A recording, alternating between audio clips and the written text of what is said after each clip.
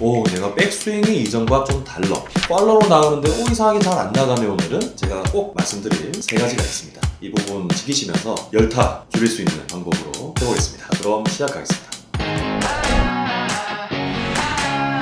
첫 번째, 오랜만에 이제 연습장을 나갔는데 내가 백스윙이 이전과 좀 달라. 팔로우로 나가는데 이상하게 잘 안 나가네. 오늘은 이러면 그때부터 문제가 생깁니다. 내 스윙 리듬이 깨지고 밸런스가 깨지게 되면서 뒷땅을 치기도 하고요, 무리하게 팔꿈치 그리고 손목으로 힘이 가해지면서 다치게 되는 것입니다. 자, 그러면 백스윙이 안 나가고 팔로우가 안 나가게 되는 그 부분을 잘 잡아나갈 수 있는 운동 함께 보시겠습니다.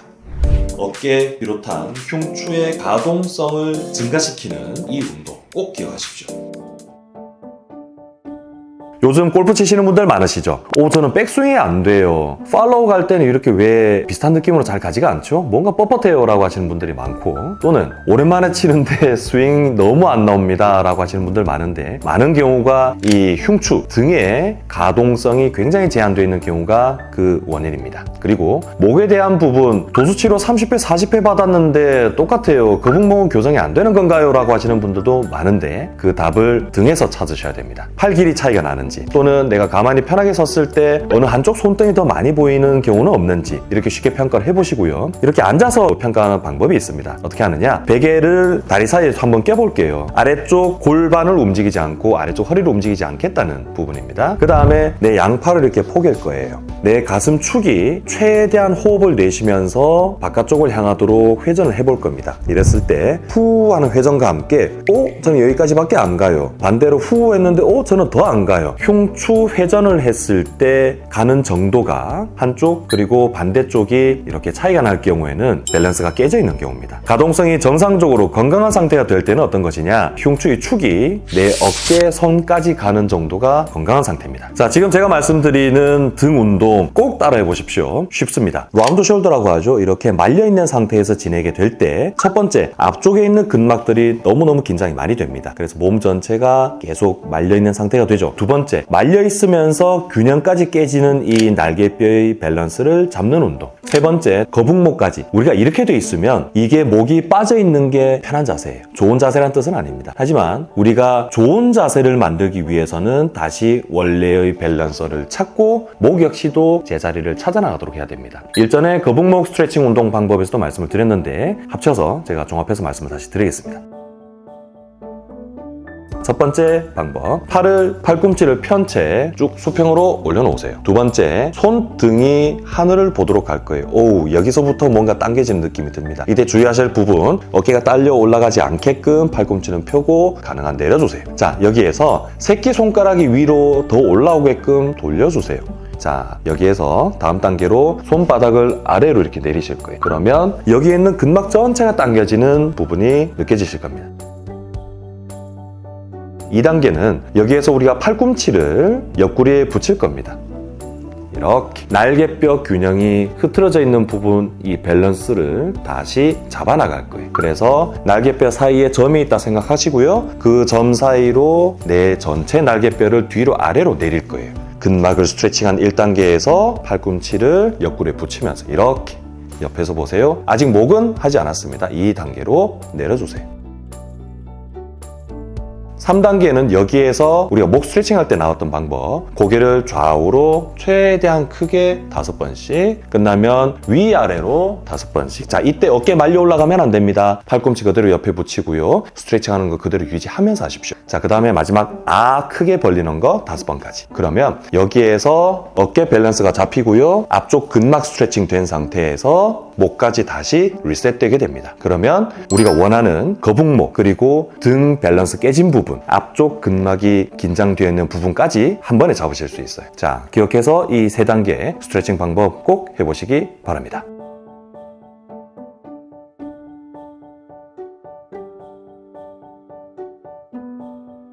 바닥에 앉아서 등 운동하는 방법을 설명을 드리겠습니다. 아까 앉아서 하는 부분은 이렇게 다리 사이 베개를 낀다든지 또는 의자에 평상시에 앉아 계실 때 편하게 하실 수는 있지만, 조금 더 효과적인 부분은 이렇게 바닥에서 하는 부분입니다. 고양이 자세로 시작을 하시는데 같이 한번 따라해 보시죠. 처음 고양이 자세로 오른쪽부터 먼저 풀어볼게요. 반대쪽 손은 팔꿈치를 편 채 유지를 하시고요. 풀려고 하는 손에 뒤통수에 대고요. 내 시선은 오른쪽 팔꿈치를 그대로 바라보겠습니다. 아래쪽 허리와 골반이 동시에 열리지 않도록, 즉 이렇게 넘어가지 않게 등 위주로 넘어갈 수 있도록 보실게요. 후 하는 숨 내쉬는 것과 같이. 자, 왼쪽으로 해보실게요. 뒤통수에 대고요. 시선은 팔꿈치를 바라보시고 반대쪽 팔꿈치는 이렇게 편 채 후 내쉬는 것과 함께 넘어가겠습니다.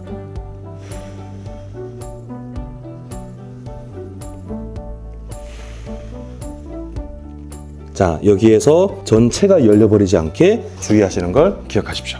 자, 두 번째입니다. 내 폼 자체가 잘 나오지가 않고 하는 분들 보면 계속 팔꿈치에 무리가 가는 경우가 많습니다. 바깥쪽 팔꿈치, 우리가 테니스 엘보라고 하는 경우죠. 그리고 안쪽 팔꿈치, 골프 엘보라고 하는데 양쪽 다에 문제가 생기는 경우가 굉장히 많습니다. 그 경우에는 골프 하시기 전에 충분한 스트레칭과 내가 반드시 풀어야 되는 마사지 포인트를 풀고 가십시오. 그러면 준비 체조에만 사실 20분 이상 시간이 필요하기도 하거든요. 하십시오. 내가 1시간이 주어졌을 때 적어도 준비 체조 10분 그리고 정리 체조 10분 이렇게 시간을 충분히 투자를 하시면 연습을 하고 하는 시간들을 봤을 때 그 시간들이 안 아프게 멀리 잘 맞을 수 있는 시간이 되실 겁니다.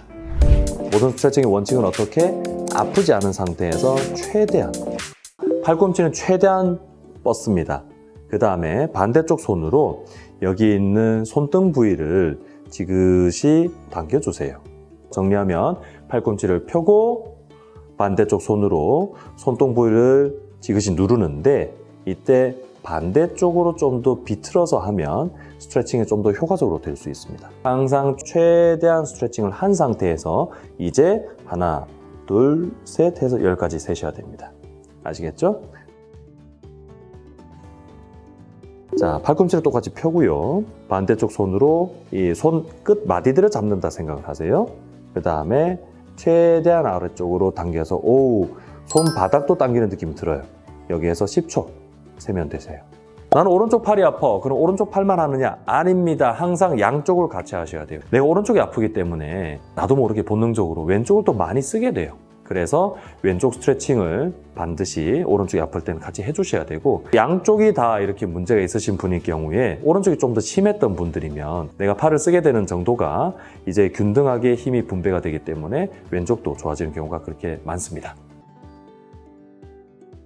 손가락을, 특히 세 번째 손가락을 이렇게 한번 움직여 보세요.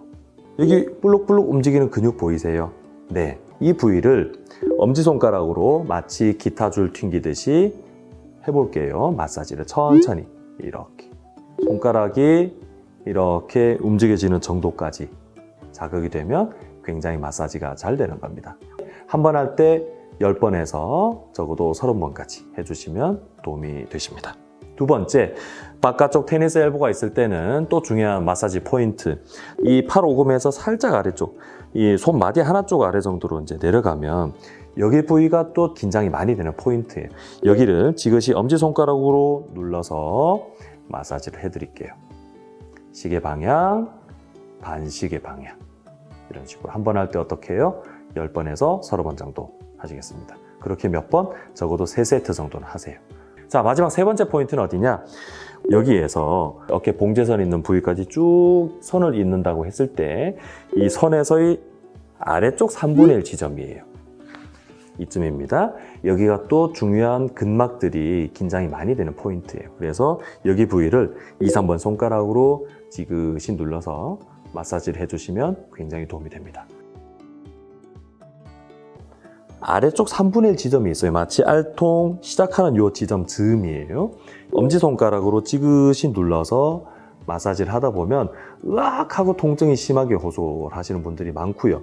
자, 두 번째, 3등분 했을 때 아래쪽 3분의 1 지점, 여기 포인트가 또 중요한 문제가 될 수가 있는 포인트예요. 그래서 엄지손가락으로 지그시 눌러서 같이 마사지를 해주십시오. 자, 마지막 세 번째 포인트는 안쪽에 만져지는 뼈가 있죠? 이 팔 오금의 아래쪽에 해당하는데요. 손 한 2마디, 3마디 정도 이제 보시면 돼요. 그리고 우리 이렇게 혈관 또 지나가잖아요. 그 즈음이라고 보시면 됩니다. 그러면 윽 하고 아파요. 되게 더 많이 아파요. 이 부위가. 여기 세 부위를 열심히 마사지를 하고 또 여기를 또 마찬가지로 충격파를 치료를 해주시면 여기 안쪽 잘 낫지 않던 골프 엘보가 잘 낫는 그런 경험을 하시게 될 겁니다.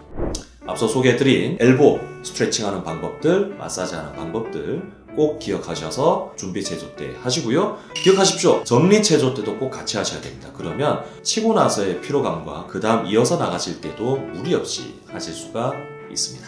그 다음은 손목입니다. 손목, 고질적으로 아프신 분들 굉장히 많습니다. 우리가 골프채를 잡는 자세 자체가 엄지손가락에 무리가 갈 수밖에 없는 자세이기 때문입니다. 그래서 되게 골프는 아플 수밖에 없는 운동이라고 하는데 아닙니다. 그 전에 충분히 준비 체조를 해나가시고 평상시에 손목 관리를 잘 해나가시면 충분히 아프지 않고 즐길 수 있는 방법이 되겠습니다. 팔을 둘러싼 이 근막들이 너무 긴장이 많이 되는 포인트가 있습니다. 그 포인트를 잘 풀어주시면 많이 좋아질 수가 있어요. 그 포인트를 말씀을 드리겠습니다. 엄지손가락을 이렇게 넣어서 나머지 4개의 손가락으로 이렇게 접습니다.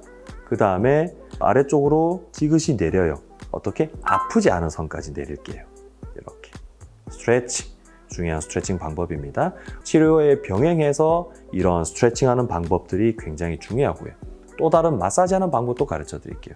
엄지손가락으로 비틀어져서 가는 근육 포인트를 찾아서 힘줄 가는 방향에 직각이 되게 딸깍딸깍 마사지를 해주시면 됩니다. 여기 근막들 긴장이 풀어지면 여기가 좋아져요. 그러면 훨씬 치료 성과가 2배, 3배 좋아지실 겁니다. 네. 자, 손목 보시면 손목을 움직이고 그리고 손가락을 움직일 때 근육들, 근막들이 긴장되는 포인트가 2군데가 있어요. 첫 번째는 세 번째 손가락이 이렇게 움직여지는 여기 근방이 근막들이 또 많이 긴장이 돼요. 여기 근막 1번 붙여드릴게요. 두 번째, 아래쪽 3분의 1 지점에 이 부위가 또 근막들이 굉장히 긴장이 많이 돼요. 그래서 여기를 엄지손가락으로 풀어주시면 또는 꿀밤 때리는 자세로 풀어주시면 굉장히 도움이 됩니다. 손목 각도가 훨씬 좋아지면서 통증 역시 좋아지실 겁니다.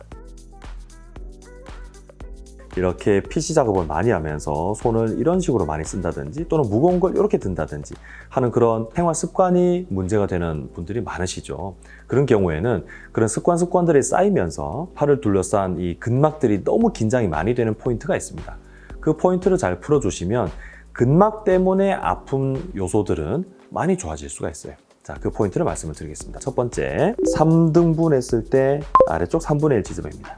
여기는 엄지손가락과 마찬가지로 지그시 눌러서 마사지 해주시는 방법을 해볼 수가 있습니다.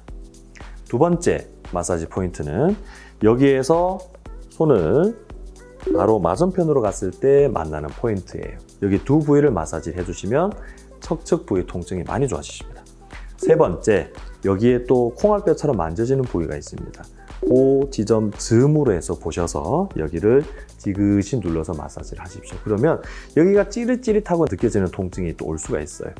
여기 부분에 근막이 또 긴장이 되면 나타날 수 있는 중요한 치료 포인트이기 때문에 기억을 하십시오. 마지막입니다. 하체 밸런스를 잘 잡으셔야 됩니다. 스트레칭도 물론 많지만은 하체 밸런스 찾기를 평상시에 꾸준히 해나가시길 바라면서 동시에 준비 체조 시간에도 해나가시길 부탁을 드립니다. 대퇴사두근의 힘을 키우고 밸런스를 같이 잡는 이 운동 꼭 기억하십시오. 힘 키우는 방법은 무릎을 반복적으로 굽히면서 하는 걸 피하는 것으로서 설명을 드릴 텐데요.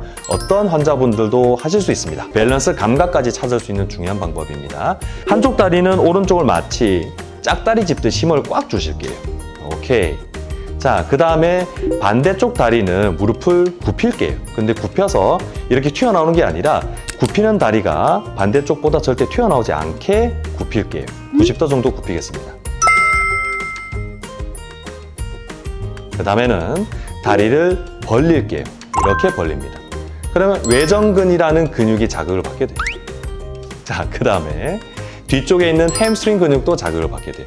동시에 중둔근도 자극을 받게 됩니다. 지금 저도 이렇게 꿈틀꿈틀거리죠. 이건 뭐냐면 내가 밸런스 감각을 지금 계속 찾고 있는 거예요. 굉장히 중요한 부분이고요. 특히 무릎이 안 좋으신 분들은 이렇게 밸런스 감각을 찾게 되면 내가 울퉁불퉁한 길을 걸을 때도 훨씬 편한 자세를 하실 수가 있습니다. 자, 저는 처음에는 한 30초 정도 견디길 권해드리고 나중에 잘 유지가 된다 그러면 한쪽씩 노래 한 곡, 반대쪽 노래 한 곡 이렇게 해서 3세트 하시길 권해드립니다. 이 자세로 충분히 다리 근육들을 키우고 밸런스 감각들을 키우게 되면 나중에 다른 운동들을 동시에 같이 하실 수가 있습니다. 한 발로 서서 밸런스 찾기 운동 어렵지 않죠? 이렇게 상체 밸런스와 하체 밸런스를 평상시에도 꾸준히 잘 찾는 연습들을 하시고 필드 가셔서도 틈날 때마다 그 느낌을 찾으십시오. 그러면 아프지 않고 잘 치실 수 있을 겁니다. 이상 써니의 통증 뽀개기였습니다. 꼭 하십시오. 써니입니다. 오케이.